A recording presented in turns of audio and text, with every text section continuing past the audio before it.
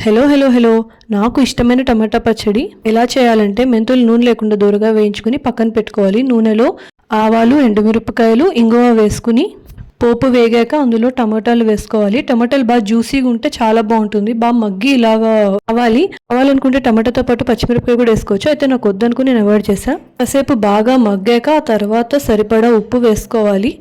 దాంతో పాటుగా పసుపు కూడా వేసుకోవాలి. కలిపేసి కాసేపు మూత పెట్టుకోవాలి.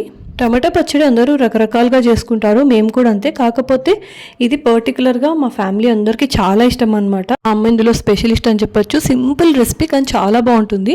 పులుపు విరగడానికి తీపేయాలి. అయితే బెల్లం వాడాను. కావాలనుకుంటే చక్కెర కూడా వేసుకోవచ్చు. టమాటాలు బాగా మగ్గాక చింతపండు గుజ్జు చిక్కగా కానీ ఇలా పలుచగా కానీ వేసుకోవచ్చు. చింతపండు రసం వేసి కలిపేసి కాసేపు మూత పెట్టాక లాస్ట్లో ఇలాగ మిరప్పొడి, అలాగే ఇందాక మెంతులు దూరగా వేయించుకుని పక్కన పెట్టాం కదా, దాన్ని ఇలాగా మెత్తటి పొడి చేసుకోవాలి. రెగ్యులర్గా మెంతులు వాడేటట్టయితే మెంతి పొడి డబ్బాకి గ్రైండ్ చేసి పెట్టుకుంటే బెటర్. మేము ఎక్కువ వాడడం కాబట్టి ఎప్పటికప్పుడు ఇలా గ్రైండ్ చేసుకుంటాం. వేసుకుని కలుపుకున్నాక కాస్త దగ్గర పడినిచ్చి ఆఫ్ చేసుకుంటే అయిపోయింది. టమాటా పచ్చడి రెడీ. ఇంకాస్త ఎక్కువసేపు ఉంచేసాను. ఇలా ఉంచకుండా ఇంకొంచెం ముందే తీసేసుకుంటే బాగుంటుంది. రైస్కి కానీ దోశకి కానీ సూపర్ ఉంటుంది.